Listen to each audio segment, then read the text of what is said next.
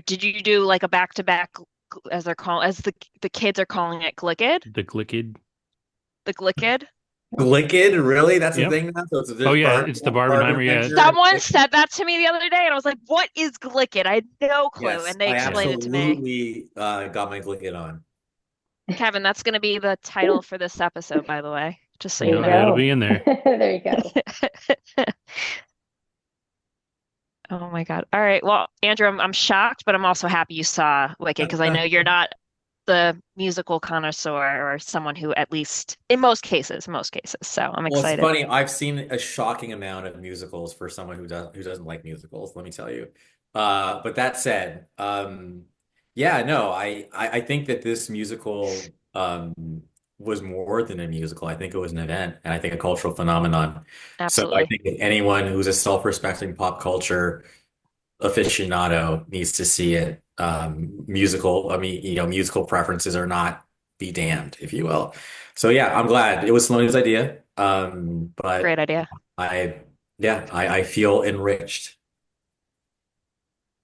All right. Well, I mean, we might as well start because we're already talking about it. So, if we're talking about Wicked, um, then I'm excited to hear about it. I haven't seen it yet. Not sure exactly what it will, but I have seen the Broadway show.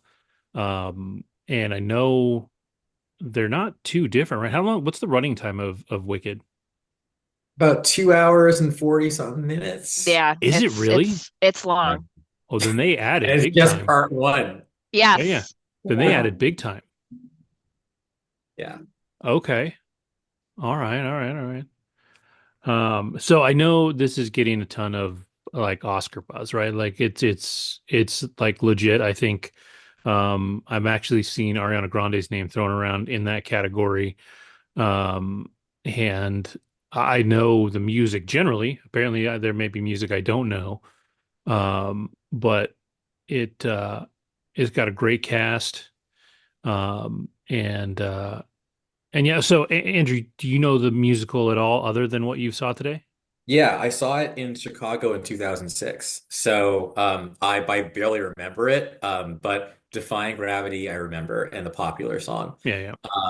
But so I'm familiar with it enough. But yeah, no. That answers your question. Should I keep going? Yeah, might as well. Yeah, All right, and then we can cool. all we can all bounce off of it because Yeah, yeah, again, yeah. So I only have a little. I'll just start. I really want like Saloni and Laura to jump in because I'll just say this. I went in going, dang nabbit, like this is like par for the course for being in a relationship, having a girlfriend. She will want to see like Wicked. I have no interest. Not really, but like I went anyway. I was sleepy for the first maybe 20, 30 minutes of it. But then Michelle Yeoh shows up, and then I'm like, okay, now I'm in. And then as it progressed, I was just like, I can't even hate on the the acting, the singing, the dancing, the visuals.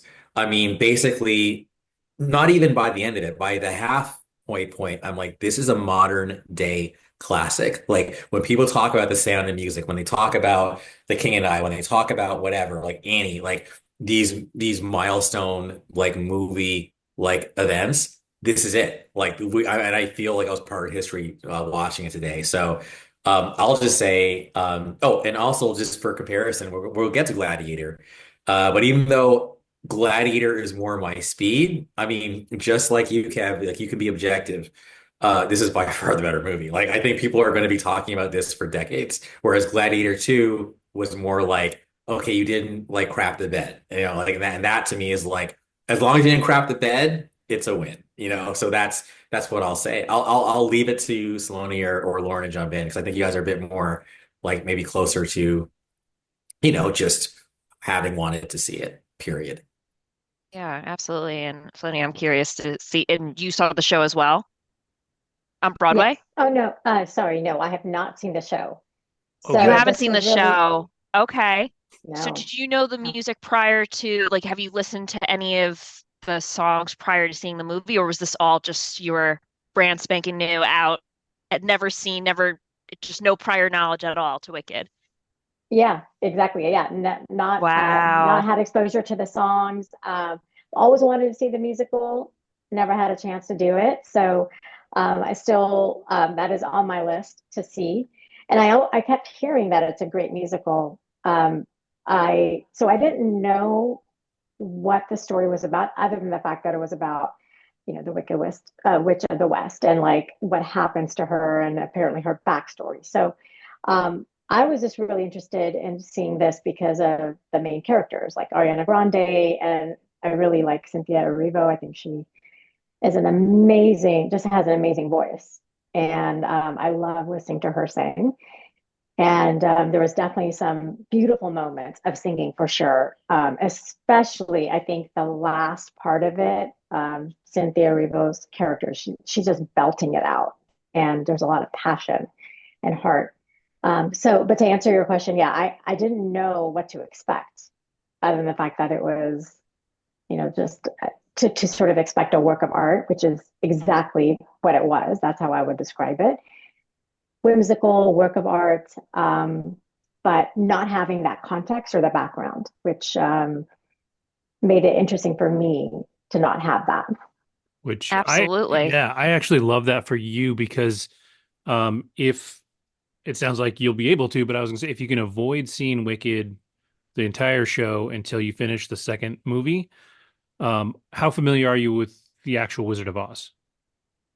Oh, I've seen The Wizard of Oz a Okay. few times, and yeah, So it's a fun classic. if you can avoid any spoilers for the end of the second one, the second film, which Huh. is Act Two of the whole show, the way that it ties into the Wizard of Oz is kind of incredible. It Okay. sort of changes the entirety of the movie. And like I said, if you can avoid spoilers until then, that'll be great. I don't know if there's an ETA for the next one. Is it just next year? It's either 2025 or 2026. I mean, gosh, if they pull it off in 2025, Well, just I wonder if they're just putting that still recording. together, Yeah. exactly. I would think at least 2 years if they're gonna, I mean, who knows though? But it's exciting. It was definitely, I mean, what like the first weekend they hit, I want to say, what is it, like 30, 50 million the first, something crazy just in terms of what they brought into the box office. I bought my tickets in advance. I went on Tuesday with 8 to 12. Yeah, about 8 to 12 other women in my neighborhood. And yeah, Nice. it was very special. And I'm pretty sure everyone had seen the show at that point. So we all the bar was set pretty high Yeah, in I know it was the general. biggest like Thanksgiving or day after Thanksgiving movie ever. Yeah. Um, Wow. and this says by Sunday it should have made over 260 million, Hmm. Yeah, which I'm is not Wow. crazy. surprised. And it's interesting because a lot of people are always looking forward to what is the big Christmas movie, right? This year it's Thanksgiving between Gladiator and Wicked. I mean, honestly, someone asked me recently, what are you most looking forward to seeing next? I'm like, Paddington 3, and that's not until like January or February. Andrew, stop. Hey, But look, that's Paddington 2 is one of seriously the what, best movies of all time, apparently. dude, yes. Like Yes. And legitimately. that's what I'm seriously looking forward to. So that says something. They like set like the best two movies at Thanksgiving. I mean, I know we talked about Mufasa coming up, but I'm not gonna be jumping to grab tickets for that. I was excited to see Wicked, and I was pretty excited to see, well, I shouldn't say excited, but I my expectations, I wasn't sure what, anyway, we'll talk about Gladiator 2 after, but I was definitely like willing to I went with my brother. So the first film was one of our favorite movies like growing up seeing. And as someone who studied history in college, I was like, all right, we got to see this. So, but yeah, the bar was set pretty high for both Wicked and Gladiator 2. Um, I don't really care about anything else the rest of this year as far as I'm concerned. There's nothing is really like speaking to me. Again, Paddington 3, January, February. I'm off the radar outside of that. I'm like, whatever, I don't care. But yeah, this both movies were very good. Going back to Wicked, Andrew, I also saw it around like 2006, 2007. I didn't see it though with I had just missed Idina Menzel and Yeah, Kristen but Chenoweth. So I saw it with like the second cast. which is a shame because I love Idina Menzel and Kristen Chenoweth, but um, I just remember seeing the film. I think it was either late middle school, early high school, and I was just blown away by how beautiful the music was. And I just remember going to, I want to say it was like a friend's bar bat mitzvah, and you have me who appreciates theater, and then you have like the actual theater nerds. And everyone during the cocktail hour in the theater nerd group was doing the and it's to the point where I was like, all right, stop. And I'm like running to the bathroom because I'm like, I need to get away from this madness. But everyone is trying to hit that note. And that Um, just became pretty iconic in general. And I know Andrew and Kevin, I sent you a video of because we talked about the Penguin, and apparently Kristen Milioti Yes. auditioned for Elphaba, which I didn't even know she had a musical background. But if you look, there are so many famous people that auditioned for this film. Nick Jonas, Renee Rapp. I mean, those are just a few. Kristen Milioti. The list goes on and on and on. And I'll be honest with you, I was not excited when they announced Ariana Grande because I was like, is she Glinda?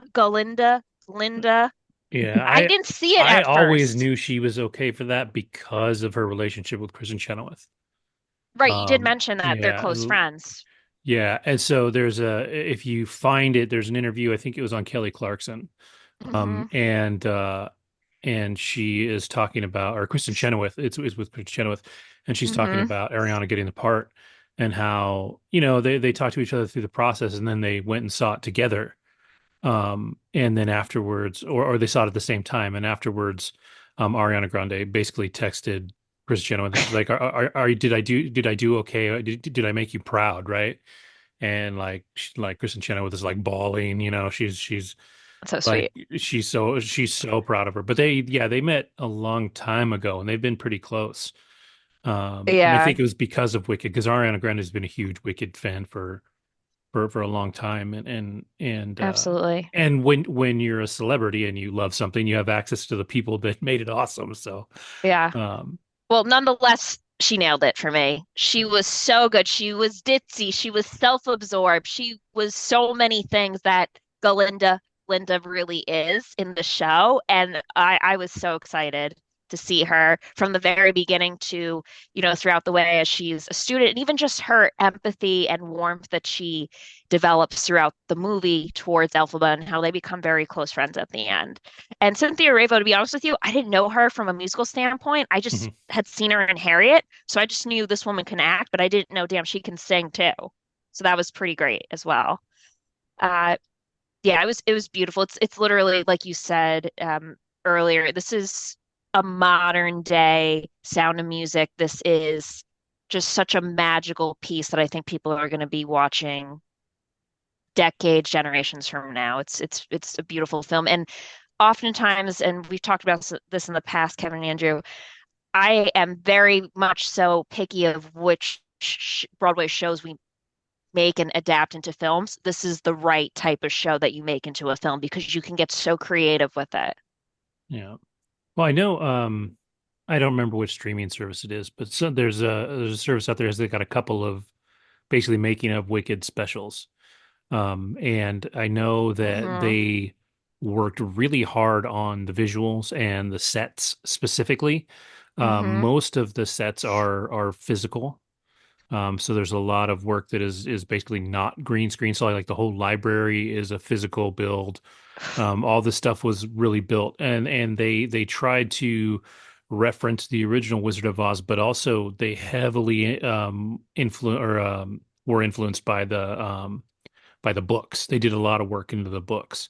Hmm. And so what was your guys' takeaway from the visuals? Because I've seen a little bit in the trailers, but at well over 2 hours, I've seen about that much. So uh, I thought the visuals are stunning. I Yeah. think I would not be surprised if they won a ton, at least nominated for a ton of like Oscars, including like even cinematography. I think just the visuals, like how creative they were. I think Lauren, you were saying that too. Just it was, yeah, I just keep coming back to it was a work of art, and I would recommend that everyone watch it in the theater or some. Um, type of, if they have like an in-home theater where they have that loud, Mhm. sound, and they have a big screen, just Right. because it is stunning to see on a larger screen with um, a great like sound system, just because of the singing and everything. But yeah, visuals were stunning. Yeah, And did Kevin, you guys get, oh, sorry. I was going to I say, was gonna say, Kevin, you know me, like like no secret, like Andrew has no heart or whatever, because I don't like that soccer guy with Ted the name Lasso. Ted Lasso, It's because you're right? dead inside, man. So It's okay. yeah, I'm dead inside. So like I'm sitting there watching this movie, like, oh my God, they're singing every 10 seconds. I'm joking, mostly. But man, I was sitting there watching the visuals, especially even the flight stuff. And there was a really small thing, I think you might catch it. Like, you know how the Hans Zimmer score for Superman has a bit of like a heavy drum percussive thing, and then Mhm. like the violins go. There's a little bit of that before Cynthia takes off. And the flight scenes, I think for me as a witch on the broom, man, I was just drinking that up. I was like, man, like the whole thing was just a visual feast. And you just have to be a straight up ignorant, closed-minded hater to not say, look, they did the damn thing on this movie. And I'm all about the eye candy, whether it's Arcane, whether it's this. Um, it was gorgeously shot. And John Chu, I don't think has done that many films. I know he did Crazy Rich Asians. So for him to go from Okay. like Crazy Rich Asians and maybe something else to this, like, and he's only like what? I don't think he's even 50 yet. He might, nah, he's not even 50 yet, man. He's like 40 something. I'm like, dude, yeah, it's gorgeously shot. Gorgeous. I mean, we just saw it in no, we saw it in RPX, I think, but I would see it in 3D. I mean, if I can handle 3D, it's not everyone can, but it was, yeah, it's a feast for the eyes. did you Sure. guys get the vibe or at any point in time during the film, you're like, this is a musical Harry Potter. This is Hogwarts at all The Hogwarts thing for sure, because they're at a with school. Yeah. Shiz, yeah, Mhm. university. And even the wand and the broomstick, flying, and so yeah, for sure. Yeah. I And did. the sorcery, the one Yeah. professor that Glinda worships. She's a So professor side of note, I don't know sorcery. if you guys knew this. I didn't know this until after. The goat, Mr. Dillard, is played by Peter Dinklage. Yeah, we called that in the theater. Did you? Yeah, Yeah. that's totally Peter Dinklage. Like, Yeah. his voice. I Mhm. love that. I had no idea until after. I was like, who is that? That's such a familiar And voice. And it's then I looked up. totally perfect that Jeff Goldblum, of course, would be the wizard. I mean, I remember seeing the statue, and at first I kind of whispered in Salony's ear, like, that's Jeff Goldblum. But then I thought to myself, maybe it's not. It's too on the nose because as the game master or whatever he is in the Marvel universe, it's Hmm. like it's just too on the nose. But then when you actually see him do the role, you're like, yeah, no, they cast him right. So I think even from a casting standpoint, I think they nailed it. Yeah, no spoilers, right? Because there was a bit of a cameo, and I think that it helped for me personally. You know what I'm talking about, Lauren. I feel like it's better to not know about the cameo because it's a nice little touch. So I'll just say the cameo for me was like you're like who cares? The cameo for me was like the fact that I see the cameo, but I still feel really good about the casting choices that were made. In my opinion, says a lot. I think that the cameo felt like okay, well y'all are doing y'all things. Kevin's not a dummy. He probably already knows. But like I'm like casting wise, like you guys you did a great job. I have no issues with any of the casting decisions at all. None. Everyone played their parts. Michelle Yeoh played her part. She went from the play story, so she went from kind of this whole like Dumbledore kind of mentoring person to like not, and I feel like that switch felt very natural and I felt the betrayal. I felt Alphaba's betrayal. Yeah, everyone brought it. I think everyone just killed their individual roles. And they also, And just so you guys know, I don't know if you read up on this, but the person who plays Nessa Rose's sister is actually a handicapped actress in real life Hmm. too. So oh, they were able to fascinating. incorporate diversity in multiple different facets of the film. Yeah. No, I felt like from a size standpoint, from a, disabled standpoint, from a Yeah. just even ethnicity standpoint, Bowen Yang, going Yeah, from Bowen Yang. Yeah, SNL to like, this, like it was a natural. I want to see Bowen in more yeah, stuff. Like he was good. So it's yeah. He's hilarious. great. Yeah.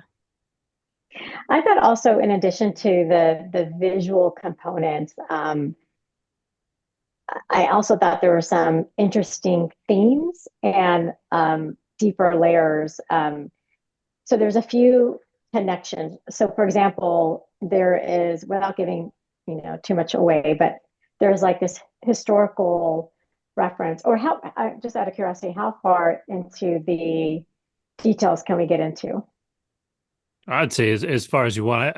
Wicked's been out for a long damn time, so I feel like I feel like most people that are going to see this, at least maybe even unintentionally, have some knowledge of the show at this point. It's just been around for so long, so I Okay. wouldn't worry about spoilers too much.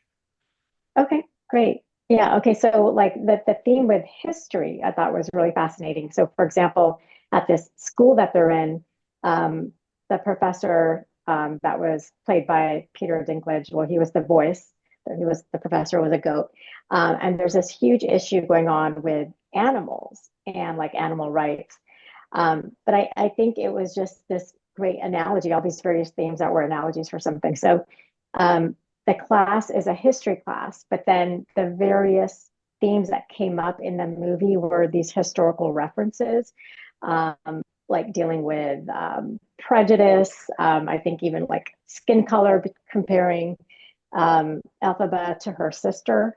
The sister was beloved and well loved, but Elphaba because she's green, she doesn't fit in. The dad doesn't like her, doesn't want her, essentially, and then is mistreated constantly throughout the film.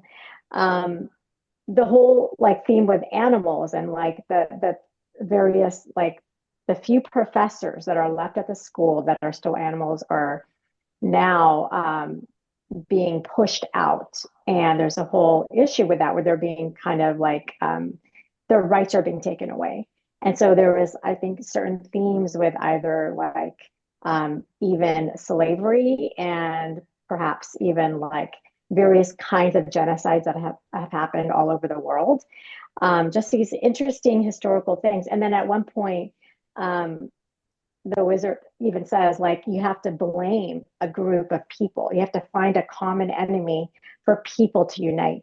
And I just thought that was also very interesting because we've seen those themes play out throughout the world. So I kind of felt like there's these little historical elements that they wove um, as like more of in very subtle ways, but still you have this beautiful, just gorgeous movie that is like Andrew was saying, a feast for the eyes. And so I like it when movies are able to do that. They're able to kind of go there in those depths, but also keep the movie and the film moving. Yeah. There was one scene where, and I wouldn't know if it was part of the musical, where Ariana Glinda's like, this is a history class. Can we stop talking about the past? And Right. everyone laughs. And I feel like it's on two levels. And I actually understood it on the second level before I realized, no, people were just laughing on the first level. The first level is obviously the past and history are synonyms, right? But I laughed because it felt like those people who were like, let's not talk about like, critical race theory. Let's not talk about all these things. Like, let's just get over it, get over slavery. Let's just focus on like whatever, but it's history. And then the Goat even says we have to know our history because if we don't know our history, if we don't review the past, we're doomed to repeat it. Then and that's not a new thing, but it's definitely the argument against those who say, I think someone even says, I don't see color. Like he actually says that in the Right. movie, which is Yeah. a Yeah. very common refrain from those who are like, you're always making it about race. Stop. So it's like it was really subtle. So yeah, I love it when, like you were saying, Saloni, when art is able to remain artful but sprinkle in those nuggets of that might set off a few light bulbs. Right. Well said. And then, okay, so Lauren, I know you've seen the original. I mean, if this is that much longer, can you tell what they added? From having seen the show before and knowing. I mean, the music's all the same. It's more just slight. I mean, Andrew, I mean, granted, I saw it like what, We 15 both plus saw it years ago. It's been a not while. ago.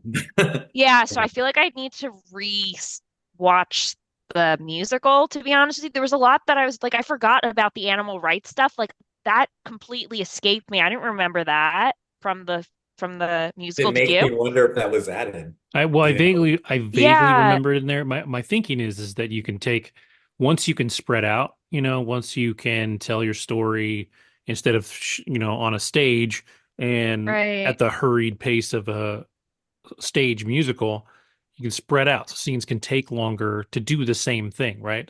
You can have a Hmm. walking montage from, site A to site B, and that can take a minute and a half, 2 minutes instead of 30 seconds. The Right. beginning of the film was definitely, I'd say the first like 20 minutes is very dialogue heavy, I think. And I think that's my parents saw it before I did. And they're like, the beginning was a bit slow. And that's because you really don't get into I the was meat getting and sleepy. potatoes. It, I didn't I didn't get to that level, but I was definitely like, where's the good songs? I want to hear the good songs, you know. And I think some of the songs, because I remember Popular being, I felt like it was earlier in the show than they actually had it like in the movie. And granted, I know it's like part one and part two, but I feel like the friendship took longer to establish in the movie, whereas in the I agree. show, it was almost like, hey, Instant. instant, we're gonna be Yeah. friends. And I don't remember I'm sorry, Belinda having like her Glinda squad, like she did here with Bowen and that other girl. The way they had that room set up was pretty fantastic. The library and just the dancing bookshelves, like that was amazing. Oh, that was so cool. Complete side note, well, not really, but one of my favorite shows so far this year is Fellow Travelers, and Jonathan Bailey was in Fellow Travelers. So I didn't know this guy can sing, and he certainly can. I do feel like Fierro had a much bigger part in the show though than he did in the movie, from what I recall. Okay. So he was cut back, you think? I thought so. Hmm. I thought he was much more prominent of a character He might be in more the. prominent in the second act too, because you That's got to remember probably what it there's is. a whole second half of the Yeah. movie. Um, Yeah, that's all I remember. And also like their whole like love sequence between Elphaba and you didn't really get that in part one, at least in the movie. You It just was saw them. interesting. What? When she grabbed his hand when she said, "I want you to stay," there were gasps in the theater. So clearly there were people who Mhm. weren't familiar with the story. They're like, "Ooh," Sure. like they're like, Yeah, "Uh-oh," like like she's trying to go it's over her roommate's man. So definitely breadcrumbing it for sure. Oh, yeah. 100%. But I'm just thinking too, like, and granted, it was like 15 plus years ago. It was definitely much more a part of the story, which I'm sure they're going to cover part two. The other thing too, I don't remember like the poppies being dispersed and her having everyone fall asleep except Mm, for Fierro. yeah, So that might that be was weird. fast. First of all, I love the way they did that too with the poppies. That was really cool and definitely set the stage for, okay, we know why poppies have become so popular in Wizard of Oz and just how they established that too.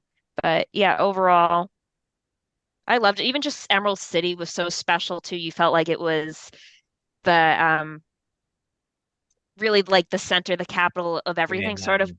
the Manhattan, or even like uh the center of like the capital in Hunger Games and Pan Am, you know? Like it gave off that like very rich, wealthy, like super Decadent. decadent type of culture. And just even how they dressed and such, it was nice. And how about like the fact too that they had everyone in like the same uniform except for Elphaba and Galinda And too. speaking of that, Yeah. I was going to say they also added, I remember again, I keep talking about Defying Gravity. That's my most salient memory from seeing it in '06. And like that happens after her escape, right? After, right before the end of part one. Um, all of that I think was expanded in the movie because there was a lot of action. There's like a hot air balloon that gets like catches on fire. There's all this combat, and at one point, yeah, it's not a spoiler. She's even falling like in midair. She looks Right. in the mirror and she sees her younger self, like kind of like staring back at her, and she reaches out to touch, and then that it turns into like the wand. Like all that stuff was like really great action that would not be able to be done on stage. It'd just be more like commotion, commotion, commotion, and then she just rises up like through like the strings or pulleys and it starts saying gravity. Anyway, Right. but that's The it. So I song feel like, itself was so long in the movie because they would stop and then check it out. talk. And then I was like, where's like get to it already. But they did eventually. I don't know. It was a little long. It was a little long. But I do like the elements, like you said, where they had her, you know, falling and they had her reflection, like you said, that I'm pretty sure that wasn't in the musical. At least I don't recall that Yeah. happening at all. But yeah, I mean, it was almost like the song was broken into like three or four different parts because they would sing and then they'd have a dialogue and then they'd sing and then have another dialogue. And yet all these people are chasing them and it's just, I don't know, but it was regardless, it was well sung. They did a great job. I'm very happy with how it turned out. I even like how they like had the monkeys like set Yeah. up too. Like that was pretty cool watching them transform. And I also don't remember the book. I mean, I'm assuming that was in the music in the musical. The Like the monkey.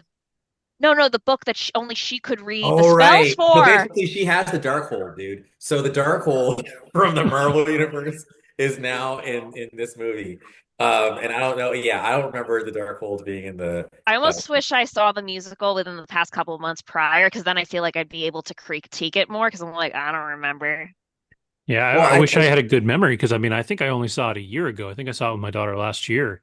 But I guarantee you, I'm not going to know the difference between what I see in the movie and what I saw huh. on stage. It's just it's like Swiss cheese up here. Did So she have a spell book in from what you maybe. remember?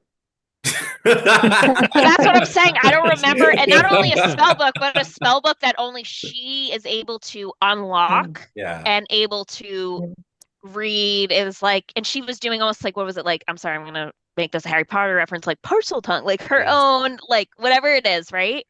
Yeah. Oh, it was just, it was so good. It's Yeah, someone man. was someone was saying like to me, I have some friends who are like, that's a girls' movie and boys' movies are like Gladiator. I was like, okay, Wait, who said you do this?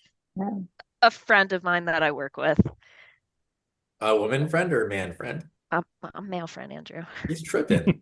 All right. No, He's but I he's no, sure, I never make assumptions. I don't. So I yeah, think no, yeah, yeah. he's But tripping. I mean, regardless, I saw both because I wanted to see both. But yeah, I mean, there were definitely more females in the crowd for Wicked. There's no question about it. Um, yeah, but overall, just it met all of my expectations and much, much more. It's just like you said, it's feast for the eyes. The music's beautiful. It's a good feeling movie. It's magical. It's the sound of music of our era. I'm excited. This is something that I've been looking forward to. I mean, they started and we talk about this. This is another theme we talk about all the time. Good marketing. I took a picture, I put it on my Facebook. Um, after I saw the show, I went from Union Square, where the AMC was, to Andrew. You'll know this because you lived in the city. Have you ever taken the S train? Yeah. The S train is completely decked out and like wrapped in Wicked Yeah. advertising. Yeah. So I was wearing my Wicked t-shirt and I was standing next to Ariane's Belinda and the outside is all in green. It was just awesome. Like the city was prepared to be all decked out in Wicked. I mean, Sephora has a beauty line. Like they have Wicked cosmetics now. Like they are going full throttle. I wouldn't be surprised if they're like creating, I mean, they definitely have Barbies and Like action dolls. figures, yeah, they absolutely do. If they, I mean, I'm willing to bet on it. They have everything. The marketing was perfect. I What's remember the funny to me is like again, I saw it so long ago, like I don't even remember what happened at the end. So I know Kevin's like, it changes everything. You guys probably remember. I don't remember. So I don't know if she's live or dead or whatever. So don't spoil it. But my whole thing is like, I need to rewatch it too, or I need to see okay, the yeah, but show it's like again. if they can make at this point, if they can make a series, a spin-off or whatever, like they probably should because Why not? maybe they do it with the sister, or something. But Nessa yeah, Rose. yeah, it's like no, they're really onto something. This is a big deal. Well, and when you talk about the advertising, I mean, they have been talking about this movie for a Years. very long time. They Like showed it's up to not, the Met Gala together. Ariana yeah. Grande Oh, and Cynthia Revo, Oh, like by the way, can I that's say something? awesome. Their chemistry, we haven't talked about that yet. Their amazing. chemistry is on Yeah. fire. Like Yeah. Yes. their chemistry between the two of them is great. And Oh it's funny, yeah. I'm not gonna say names, but I do have our chat, like, and they're going off. I'm sure you see it, Kev. I'm not Yep. gonna give names, but someone talked about crying, and it's not who you would think it's good. Who said like someone said they were crying in the movie theater. But they're all loving it. And Ariana Grande, I think, is probably the biggest surprise. I think people weren't expecting what came out of her to come out. And I think for me, it was a perfect mix of it's all three. It's the dancing, it's the voice. We knew that was going to be there, but just her facials and her comedic timing. Even though I've Oh seen my her in God. SNL, like her whole like hair Yes. flipping thing and all like the looks she would give, like she nailed it. I think her Totally. and Cynthia, I mean, certainly nominated, and I won't be surprised They if win. either of them win. Yeah, I agree. she I killed it. agree. They crushed I it. didn't know Side note, Ariana Grande was as funny as she Yeah, was. she's Like she I hilarious. was is. laughing and snickering a lot in her like prissiness, She's and great. she played it really well. Just her Yep. like princessy, like I've never had anything not go my way, and then she faints, and like Right. everything was. Or when like she didn't tell her the secret, so she's like collapses on the bed and then Oh right, she's looking yes, and look back. like Like that was funny. But overly see, dramatic. that stuff plays so well because that is taken from the Broadway show because on Broadway, it's got to be big. Those moments, Candy. Yeah. if you're going to see them from the back row, they've got to be bigger and over the top. So imagine Kristen Chenoweth, who is like 4'1" and like 7 pounds, like she's the smallest human being in the world. You've got to see her do her thing from the And go back of the big. room, right? So she Yeah. started this role, she did all this stuff. When I saw it, I saw a girl that had been playing Galinda for 8 or 9 years or something crazy like that. She played the role forever and she was amazing.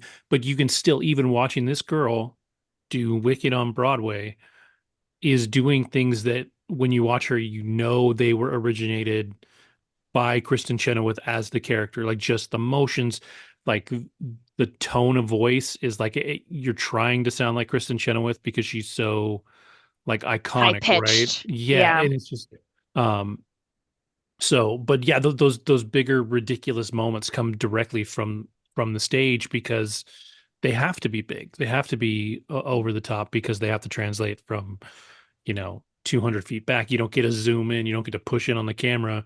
You've got to see them all the way at the back of the room. So it's really cool in Uh, that regard.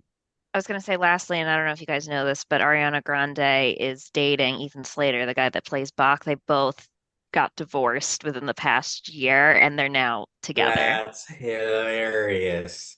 And Yeah. especially since like Oh, basically like, you He know, was after her in the show in the in the movie. movie, but yeah, actually yeah, in real life, he made it happen. That's hilarious. Yeah, he that was with is his wife funny. for like 4 years. I mean, I feel bad for the wife, but yeah. And then Ariana Grande was married sometime within the past 3 years to a real estate mogul. And yeah, both of them divorced conveniently early 2024 into 2023. And they're now together. So Good for them. interesting. Yeah. So Like the theater and movies and brings stuff, people they'll do closer. that too. Yeah. You spend that much time with people, and I think it's a different world too, right? Like it's just you can't understand it if you don't live it. But marriages in Hollywood don't last. So, Yeah, on to the next one, Uh, and like monkeys on a vine, right? You gotta grab onto one literally. before you let go of one. But it's yeah, it's such a crazy world, just Hollywood in general. Like marriages just generally don't last. So to see the people that do is always impressive, but a lot of them, most of them don't.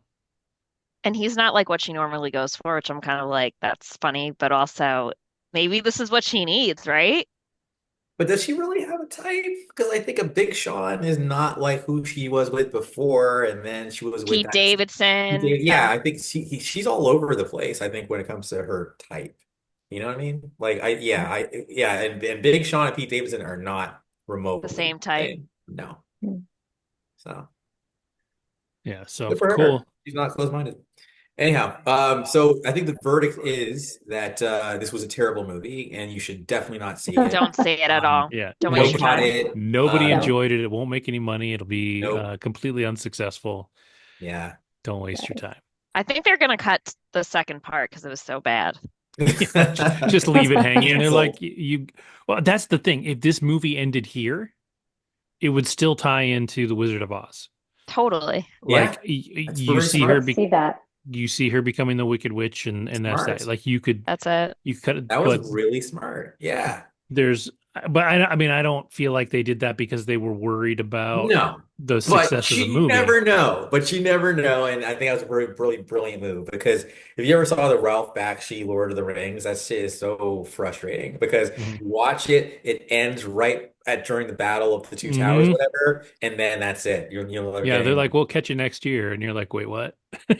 Yeah, well, yeah, and then they never the anime one they never made it anymore. So it was just done, you Yeah, know. So if you're gonna make a movie, and there's a chance you're not gonna make another one, end it in a way where if it's that's the end, like it's okay, you yeah. know. So one last question I've got: did either or any of you have to deal with anybody singing in your theater? Because that's Thank been God, the no. big thing. And Thank like, There, No, but I had one girl cancel because she says I can't see it with people singing, and I'm seeing all over my phone that people are singing, so I'm gonna have to give up my ticket. yeah, like I And I would. was like, fine. Yeah, because people are like, well, I paid, I should be able to do what I want. And I'm like, yeah, but nobody else paid to hear you sing. Right, Like, exactly. I'm sorry, but I didn't pay money to go see it to hear somebody else sing.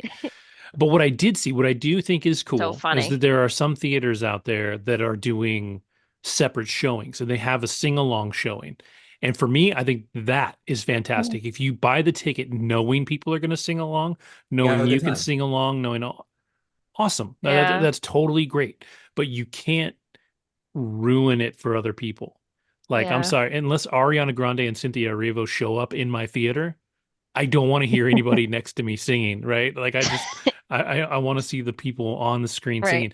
If I buy tickets to this on Broadway and somebody starts singing in the audience, their ass is getting removed. Like that will not happen. You know, Kevin, it's funny you said that because I think I actually might have said that to Saloni too. I was like, man, it's just gonna be like we're gonna go over to this theater and there're gonna be singing people there, and I was like, kind of Singing not. people. you're waiting. Yeah, and like so I was just ready for like and there's like kids, there'll be like babies crying and everything. We get there, nah, it was well behaved. There were some older Same. folks who were getting up like often because their bladders were the size of like A Yeah, yeah, peach. yeah. And it's not but exactly a short outside of film. that, It's yeah, it was actually a very well behaved theater. So yeah. That's good. The lady next to me, that the couple that was sitting next to my left, she started singing Gravity, but it was really it okay. wasn't loud. I just heard her. She didn't sing through the whole song, but yeah, I think some But people get excited. But yeah, for the most part, it was actually pretty. We had a pretty observant, respectful audience, and I it's sang on the inside, I'm not gonna yeah, I was gonna lie. say, to be fair, the music is catchy as hell. So like It is it's so kind of hard to catchy. not sing along if you know it. Like if you've heard it a bunch of Totally. times. Like Popular, like is a hard one to not sing along with. Defying Gravity is a hard one to not sing along with. Like they're catchy tunes, and once they They are. start, like they're in your head. So if you know them, I understand like you're like inclined to sing along. Like if I've talked about Hamilton before, but that's what used to keep me awake when I would drive from Sunnyvale to Tracy in the afternoon. That traffic oh, sucked ass. Like I was guaranteed to be in the car for 2 hours, right? And so wow, something like Hamilton, where it's catchy enough that I can sing along to the entire thing, is a good way to stay awake.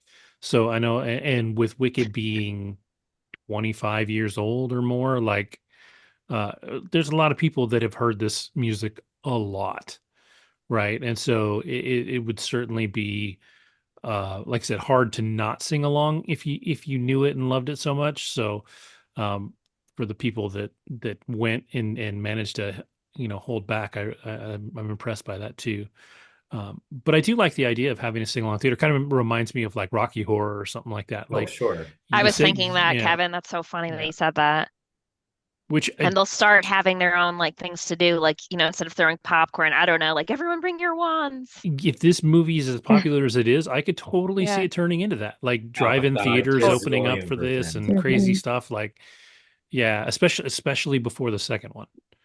Because this is going to have to get re-released, right? Like they're going to have to make a little totally. more money before the next one comes out. They'll do like a summer re-release before the holidays again. They already built in Universal a Wicked experience, so it's gonna be its own land if it's not already. So it's not it's gonna continue growing for As sure. long This as is they not design it just after the set stuff that I saw in that hmm making of kind of thing, it should be amazing. Like it's of just course. it's so incredible. Like you got to put the care into it that they put into like Galaxy's Edge for Star Wars, right? If you put Mhm. that level of care into something, then I think it shows, and Right. people will appreciate it, and it'll be worth the money to go see. 100%. So I'm glad you guys watched, and Kevin, I can't wait to hear when you see it too. yeah, I assume that this will be ready. I assume maybe inaccurately, but my guess is it'll be you'll be able to purchase it before Christmas on demand. Is my thinking. Most things make it about a month, so it's the perfect thing to put out on video at Christmas time because one of the most watched Christmas movies of all time, funny enough, is The Wizard of Oz. It used to play at Yep. Christmas time every year. Mm. So for people to be able to bring this home and watch it around that time, I think would make perfect sense. So yeah, so cool. All right then. Well, Salony, thank you. Yes, I was gonna say yes, I want to give her portal to dopeness. That's an inside yeah, she baseball can reference. defy gravity and Uh, fly on out of here. but yeah. So thank you Yeah. so much for joining tonight. I really appreciate your presence and getting me to go see the movie that I otherwise wouldn't have seen. Of course. Thank you for having me. This was fun. Yeah. Absolutely. Yeah. Anytime. So go rest. Yeah, I know you're going to need your rest so you can tolerate that guy a little longer. Uh, so get that, and then yeah, you have to come back up Awesome. when something else comes up. But Definitely would love to do that. Bye, everyone. It was nice meeting you, Lauren. all right, Likewise. Have a good night. Have a good night. Bye. all And there right, were and then there were three. Should we So should we move on to Gladiator? Gladiator. yes, I think we should continue the Glicked thing, and we'll go on with something else that I haven't seen. Um, I was going to see it yesterday, and just some stuff came up, and we just decided not to see it. So I'll just catch it when it streams. Um, but I'm still excited to see it. It also did very well at the box office.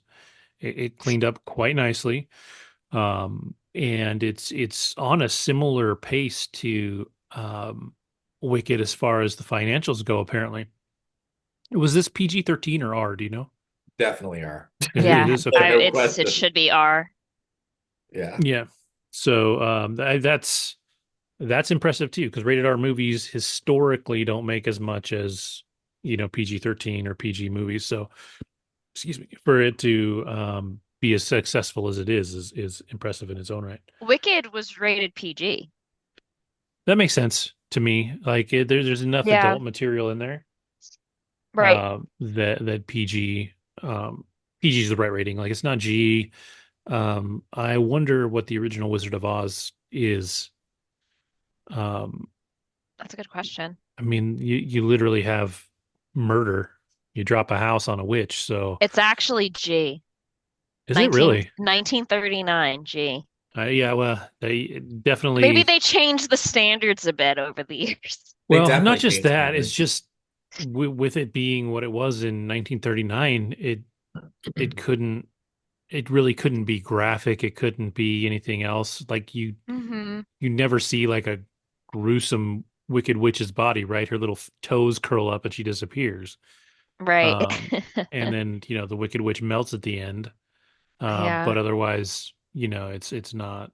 Um, It's not that bad. It's a little scary if you're a really little kid, like the monkeys. I remember when I was little, Yeah. were a little scary, but otherwise, yeah. So Elphaba's not really scary. Like she's a pretty lady. She's just green, you know? yeah, Whereas like the Wicked Witch of the West in Wizard of Oz, they make her very, I mean, when you think of a witch from Halloween, you think of Wizard of Oz. Like I think she has yeah, like become, kind of like the crooked nose, the chin, the big hat, all that right, jazz. So exactly. I think she has become whoever, and I don't remember the actress for Wizard of Oz, but just the look that they had for her. Um, Margaret Hamilton, that's her name. Like that look is what we think of when we mhm. are equating a Oh, witch's costume modern day, right? Yeah. I think they So even used her to design the witch in like Bugs Bunny cartoons and stuff like that. Like it was I'm not surprised. all similar to that look. So, but Yeah. anyways, Gladiator. So I know far less about Gladiator 2 than I do about Wicked. So yeah, I'll probably let you guys just kind of roll with it. But I know my first question, and it's probably too early to ask it in the overall conversation, but there's a lot of talk about Denzel being Oscar worthy in this one. Is that the case? No. Sorry, Andrew. so when I was done with the film, I actually asked myself, is this measuring up to the hype that was being bandied about for Denzel? And my measured answer to counter Lauren's vehement answer is probably not. I think that it's not like a hard no, but I also don't think it's like anything like Training ground. Day. No, no. I think that it actually felt a bit more kind of colored by numbers, like as far as the villain goes. Like he was just like anybody could have played that role, to be honest. Um, yeah, yeah. I don't think it was like, and I think even calling it Training Day was also wrong. I think that really at the end of the day, I feel like this is a movie that wasn't necessary, but Same. because it got made, like just don't fuck it up, And I don't think they did. Is it better than the first one? No. No. But is it a bad movie? No, it's actually, I think it holds its own, but it's just a nice little epilogue, I think, to the first film. So my take then I on agree. like the Denzel impression is just more of just Denzel being Denzel and Yeah. that being enough to carry the character. Yeah. Probably like I mean, because there's no doubt like Denzel's a charismatic dude.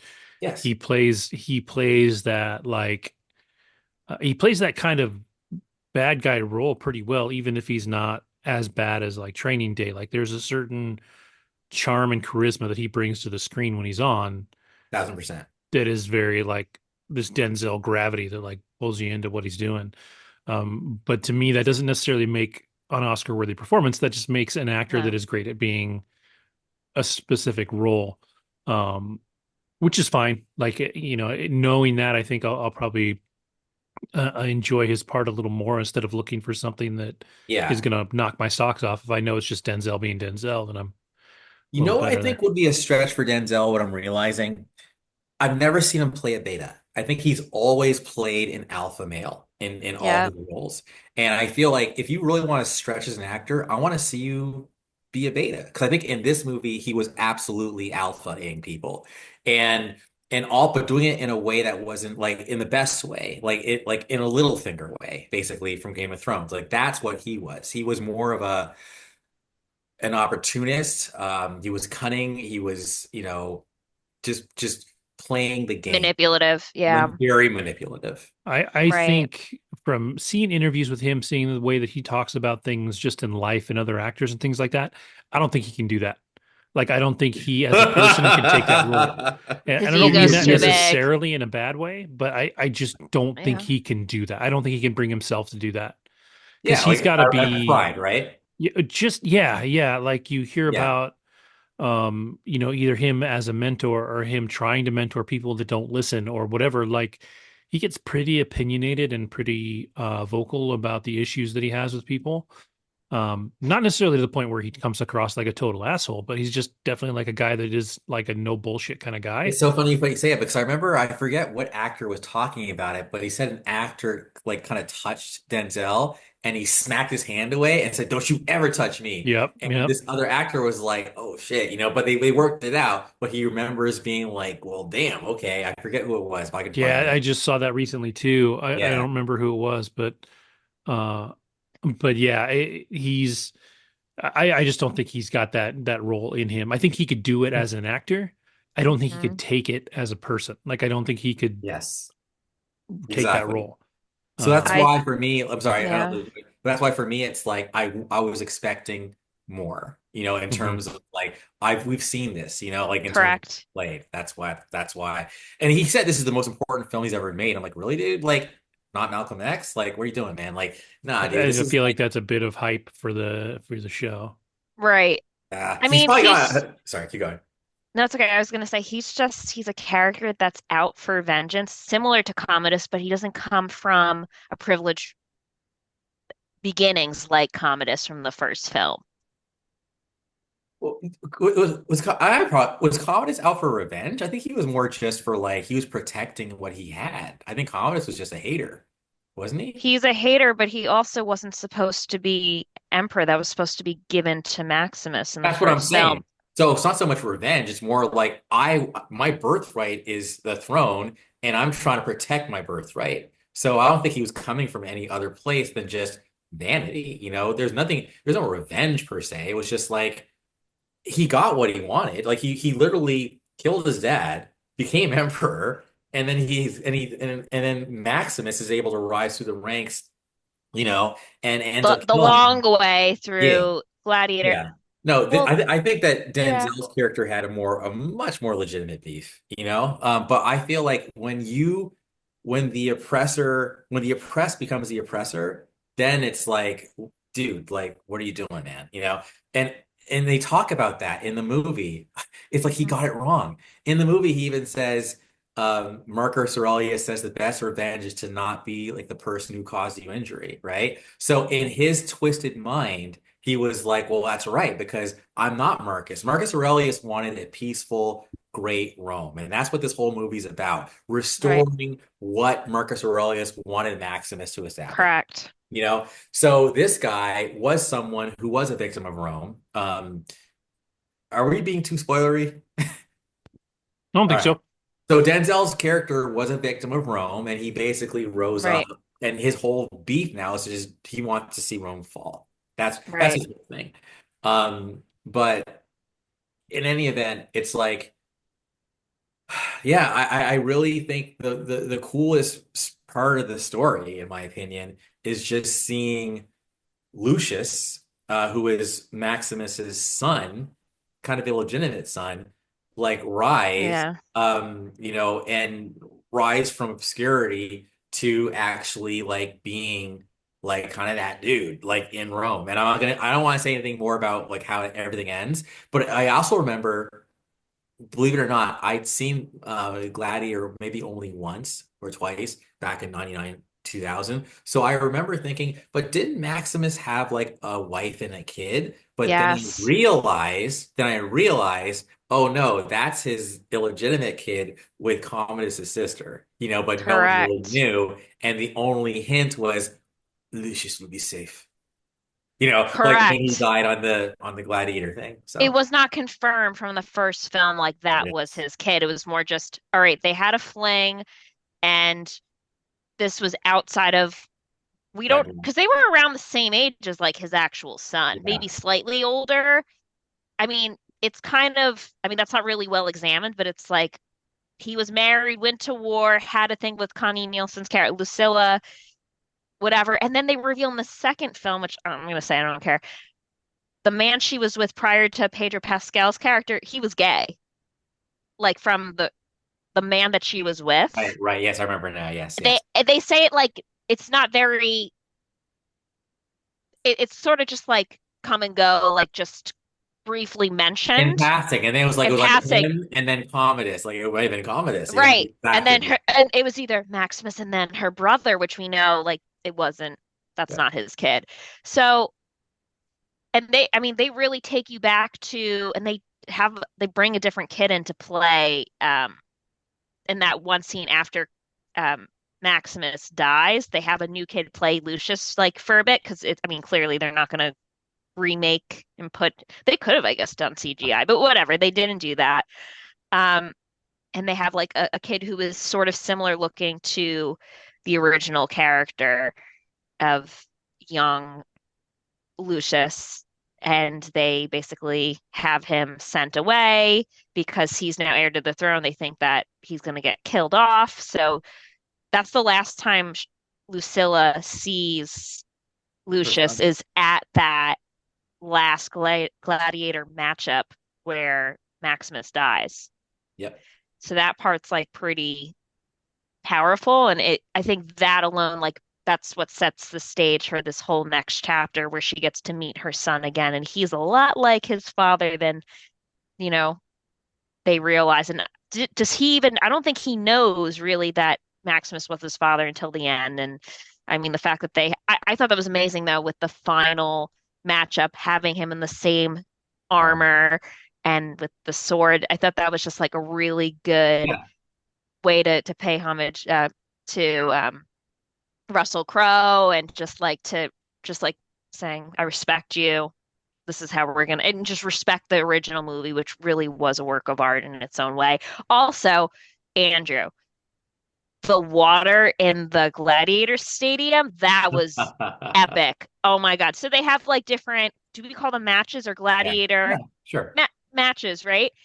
The one that was, I guess, most magnificent on the screen was one that they actually took water from the sea and they put it into the stadium, and they have sharks and they're on boats and they're fighting. And it's like, how do you even do this in a stadium? Like, did they have, I mean, they didn't have any trucks back then. How did they get, this was more where I'm That's like real. sitting That's real. So that they used to do that in the Colosseum in Rome. and bring water into the Colosseum. They had ship How? battles.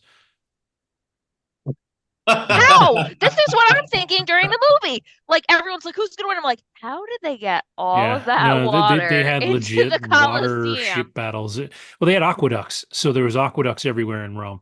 So How long did that take? These are the things I think of when I'm like seeing if this. you It was use if pretty you use the cool. aqueducts, it's just flowing by. So you just gotta branch off of it and drop it in.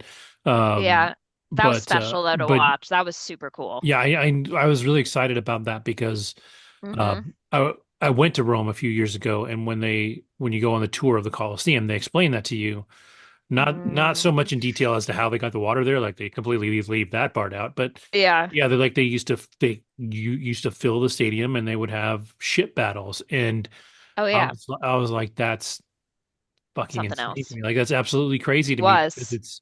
it's legitimately a real thing. So I thought that was really cool that they brought it in, and I think people that don't know that would be like, okay, cool, but it really is a real thing. So I think that's pretty neat.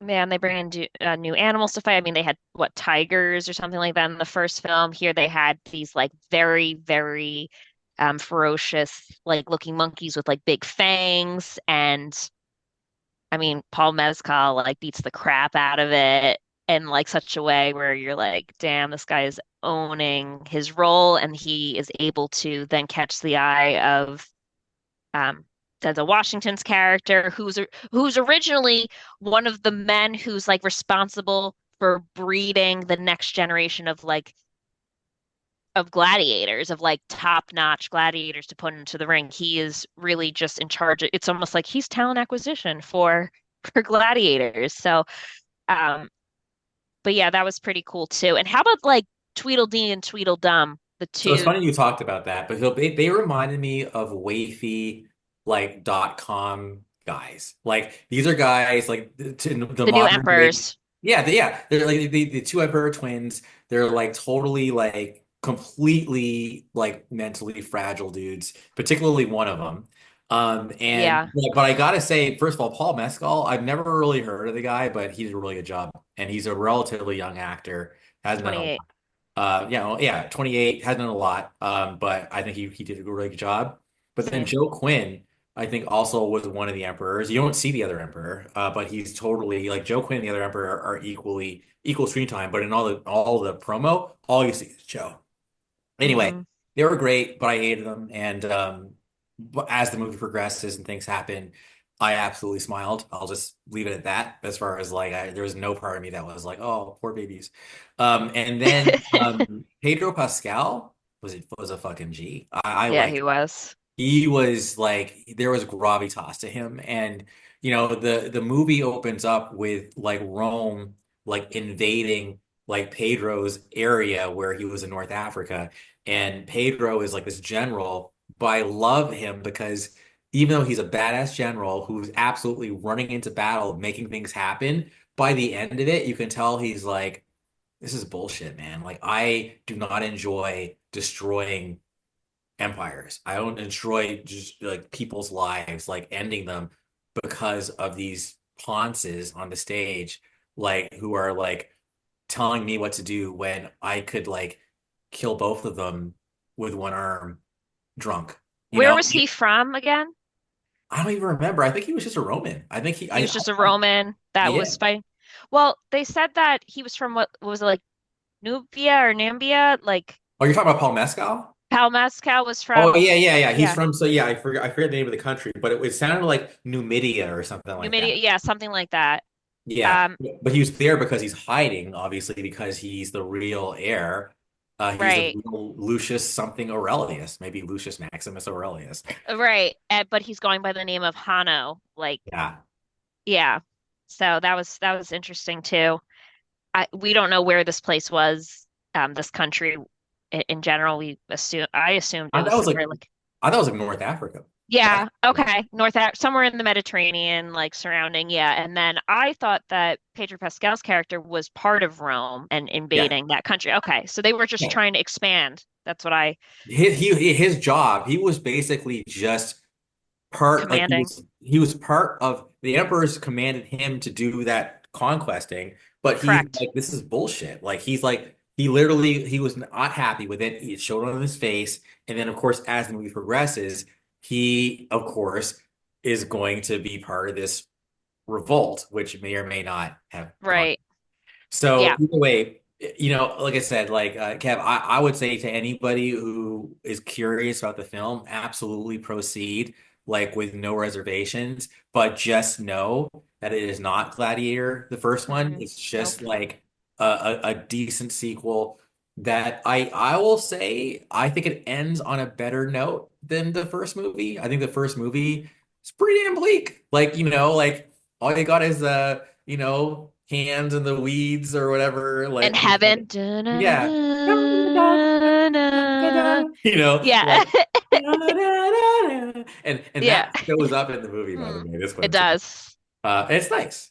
It's nice.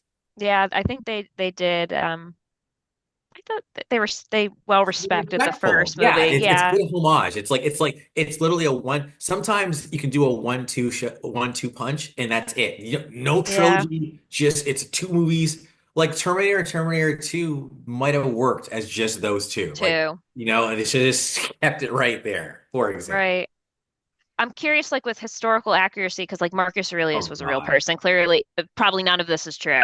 Anytime someone talks about historical stuff and then they talk about Gladiator, I say stop it right now. Like, Yeah, no, it's it's historical fiction. exactly. You take real characters and you put yourself into like a hypothetical corner of the story that was never told and just tell whatever you want, right?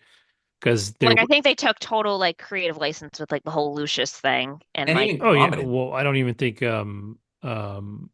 Maximus. yeah, I don't, he wasn't real either. No. Marcus Um Aurelius was real though. yeah, Yes. That's the Marcus thing. Aurelius is real. See, the Actually, I think the two emperors were real, Andrew, like during like the fall of Rome, but they Well, just I, made I them mean, Nero, it reminded me of Nero. So Nero was a guy who named like his horse, I think, like something. And I think not spoiler, so the crazy one, like the really crazy one, like says his monkey is like, he gives his he monkey, commands the monkey as like first line of yes. or like first whatever like it's like he's like VP or whatever like he just gives him some sort of um responsibility. And then second is Denzel Washington. And Andrew, the part where everyone's just like looking out of like confusion, and Denzel's like, "Yeah, the monkey, yeah." Like that was hysterical. He's the only one who's like, "Yeah, we're gonna support this monkey." Who's like he looks like the monkey from Aladdin. Yeah, Yeah, a little bit, right? totally. Just like hanging there. Side note, that actor is the guy from White Lotus who plays the complete. Oh, the kid, the son. Good memory. All right. Yeah, No, yeah. I Yeah. looked that up on IMDb after. I was like, I know this That like that should tell you very, everything you need to know, Kevin. Like that kid, really, that kid's an emperor, really. yeah, But like Nero and Caligula, I know were the two. Like by the basically Rome got to a point where it got so decadent and so kind of I'm trying to think of the right word, but like that's actually like PC and not offensive. But it it it, it got away from kind of like I'll just say this. It got soft. And Rome got so soft and unstable that the people revolted and eventually tougher barbarians and Vikings came in and sacked it. So right, to me, it's like when you see how, again, soft these two princes were or emperors were, yeah, it's kind of talk speaking to like that's what happens if you as a civilization get too soft and people around you are hard barbarians, they are right, going to invade. So, but I totally. think that, Marcus Aurelius was never about that softness. No, Commodus was starting down that path again. And Commodus had to even poison or I think stab Maximus just to be able to have a fighting chance against him. correct. And Maximus still won. So yeah, Commodus and Maximus to me are a lot like Loki and Thor. It's the same kind of dynamic. But anyway, I'm kind of going off on a tangent You're here, fine. but yeah. But yeah, we're talking about it. It's a good movie. I'd say see It's it. good. I went in with my expectations weren't like sky high, but they weren't like bottom either. I was excited to see it. So yeah, I was satisfied. And I will say the cadence of the film is very similar to Gladiator in terms of just his beginnings, Yeah. Lucius, and how he's able to rise from the very beginning where he is in war and his side loses. And then from there, after losing the love of his life, just like the first one, which is wild, and then how he's able to stand out immediately in the Colosseum, just like his father. Well, yeah, because it's his father's son. I mean, although my whole thing Yeah. is like, how does your father's stuff fit you perfectly? Like, I'm sorry, like really, really. Russell Crowe is like way bigger of a dude than Paul Mescal. And side note, here's the other thing too. Did you see Paul Mescal compared to some of these other gladiators? They were huge. And then Paul Mescal's like, yeah, he's like way smaller of a dude, but yet he's the best fighter. I don't know. It didn't seem as believable, honestly. Huh. But you thought so? No, I'm actually I didn't think that. But I see what you're saying. He's 5'11", so he's not that. And let me look up Russell Crowe really quick. In Russell, terms of just like I bet you Russell Crowe 6'2", stature, 6'3".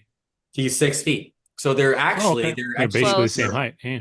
they're the same height. So maybe, but all I'm saying is like in life, like I think in general, like the chances of you fitting exactly your father's stuff, like that's a bit that it's almost too perfect. But whatever. Right. I also thought his form was like slimmer than, I don't know, I got that vibe. Like he was not as built up or it as Russell Crowe. It could have been the beard too. I think sometimes with the beard with Russell that made him look like huskier.